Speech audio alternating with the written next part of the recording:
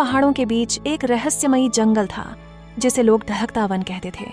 वहां रहने वाला हर प्राणी एक अलग ही चमक लिए होता, लेकिन सबसे अनोखा था अग्निपंख, एक ऐसा ड्रैगन जिसके पंख आग की लपटों से बने थे।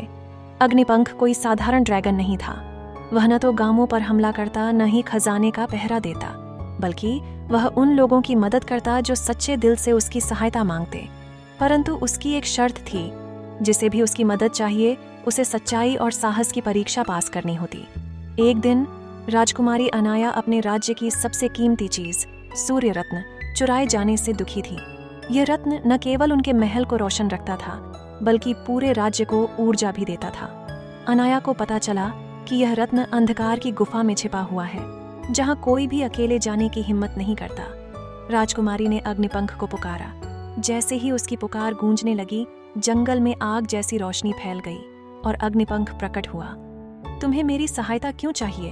अग्निपंख ने गरजती आवाज में पूछा।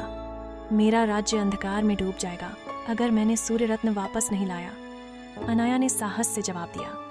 अग्निपंख ने उसकी आंखों में सच्चाई देखी और कहा, अगर तुम सच्ची योद्धा हो तो मैं तुम्हारी परीक्षा लूंगा। पहली परीक्षा थी भय पर विजय पाना। अग्निपंख ने अनाया को एक जलते हुए पुल से गुजरने को कहा। बिना डरे अनाया आगे बढ़ी और पुल पार कर लिया। दूसरी परीक्षा थी त्याग। अग्निपंख ने उसे अपना सबसे प्रिय गहना त्यागने को कहा। अनाया ने बिना हिचकिचाए अपनी माँ का दिया हुआ हार सौंप दिया, यह साबित करते हुए कि राज्य का भला उसके लिए सबसे महत्वपूर्ण है। अंतिम परीक्षा थी भरोसे की।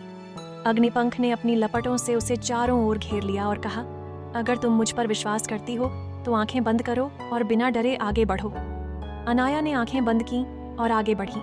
आग ने उसे छुआ तक नहीं। अग्निपंख मुस्कुराया और कहा, तुम योग्य हो राजकुमारी, मैं तुम्हारी सहायता करूंगा। दोनों ने मिलकर अंधकार की गुफा तक उड़ान भरी।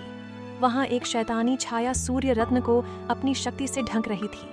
अग्निपंख ने अपनी ज्वालाओं से अंधकार को जला दिया और अनाया ने रत्न उठा लिया। जैसे ही वे महल लौटे, राज्य फिर से प्रकाश से भर गया।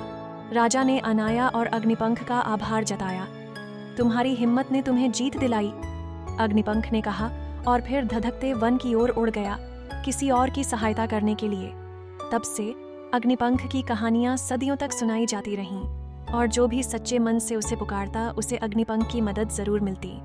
बच्चों, आपको फायर ड्रैगन अग्निपंख की कहानी कैसी लगी, हमें कमेंट करके जरूर बताइएगा। अगर आपको कहानी पसंद आए तो वीडियो को लाइक और चैनल को सब्सक्राइब जरूर कर लेना। धन्यवाद।